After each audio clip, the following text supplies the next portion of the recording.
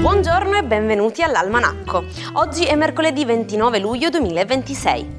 Il sole sorge alle 6.03 e tramonta alle 20.09. La luna sorge alle 20.35 e cala alle 5.42.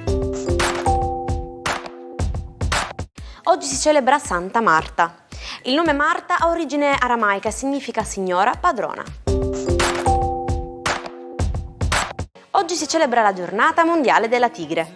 Ogni 29 luglio le organizzazioni per la protezione degli animali condividono i propri dati sulla popolazione mondiale delle tigri.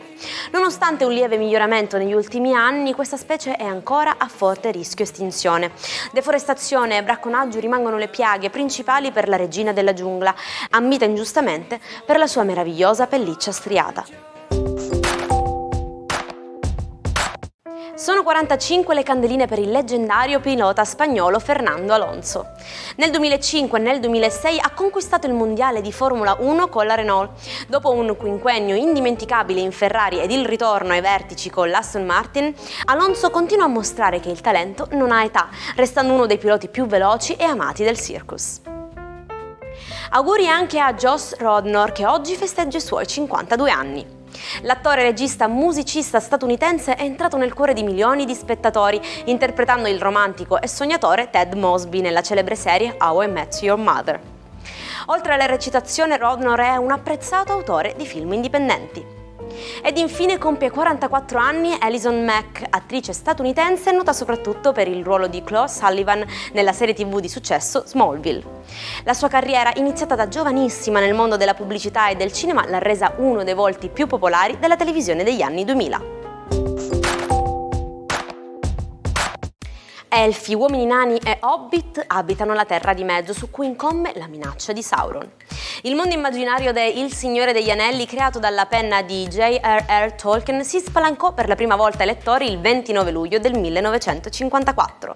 L'opera, inizialmente divisa in 3 volumi per la scarsità di carta nel dopoguerra, è diventata una pietra miliare della letteratura mondiale, vendendo milioni di copie e ispirando saghe cinematografiche da Oscar.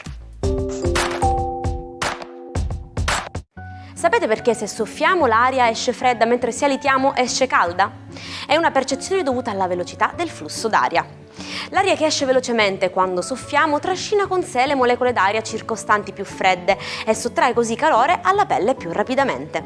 Mentre al contrario, alitando, l'aria esce lenta e mantiene la temperatura interna del nostro corpo di circa 37 gradi, risultando piacevolmente calda.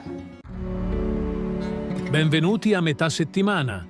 Scopriamo subito insieme come si allineano i pianeti in questo mercoledì di fine luglio. Ariete. La Luna vi chiede un briciolo di pazienza in più. Evitate le risposte troppo istintive, specie in famiglia o nei rapporti con il partner.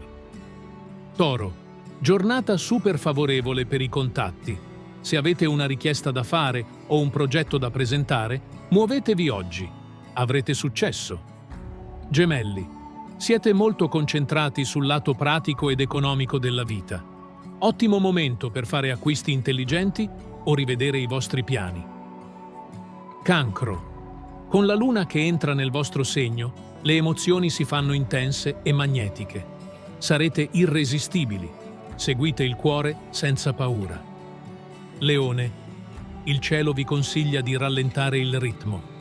Dedicate la giornata a riflettere sulle prossime mosse, senza la foga di dover agire per forza subito.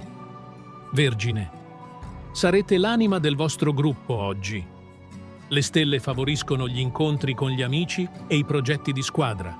L'unione fa la forza. Bilancia. Qualche piccola pressione sul lavoro vi richiede la massima concentrazione. Non fatevi distrarre dalle chiacchiere e puntate dritti alla meta. Scorpione. Splendida energia di rinnovamento. Avete voglia di esplorare nuovi luoghi o nuove idee. Un'intuizione improvvisa vi aprirà gli occhi. Sagittario. È il momento di lasciarsi alle spalle un vecchio bisticcio. Voltate pagina con coraggio e riscoprite il piacere della leggerezza. Capricorno. Sarete al centro dell'attenzione nelle relazioni. Cercate di essere aperti all'ascolto. E non arroccatevi troppo sulle vostre posizioni. Acquario. Giornata ideale per prendervi cura del vostro benessere psicofisico. Una buona alimentazione e un po' di movimento faranno miracoli. Pesci. Amore e creatività viaggiano sullo stesso binario oggi.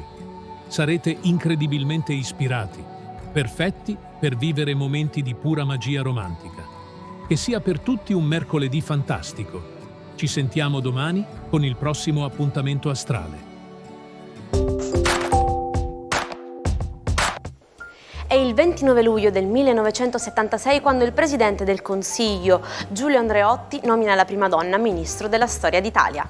A Tina Anselmi, insegnante ed ex partigiana, viene affidato il Ministero del Lavoro.